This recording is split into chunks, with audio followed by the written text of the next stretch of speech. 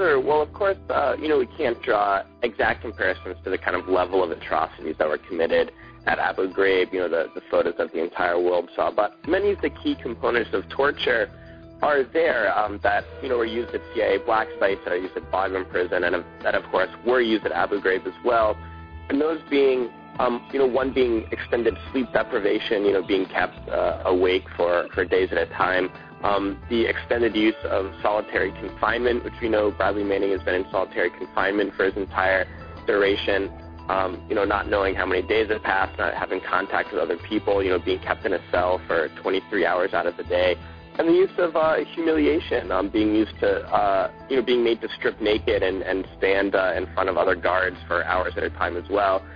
These are all things that have of course, been used by the U.S. military, by the CIA, and all of these black sites and prisons around the world. So this constitutes torture, quite literally.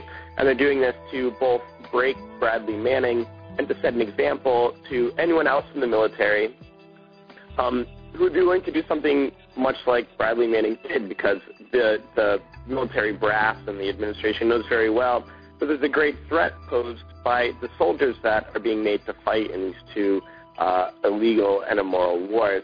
And absolutely the U.S. government, the U.S. military needs to be held accountable, because, this is torture. And I think that, the levels of scandal that have broken over the past decade with the war on terror and the use of torture by the U.S. government, this is just an extension of that being used on its own soldiers, on its own citizens.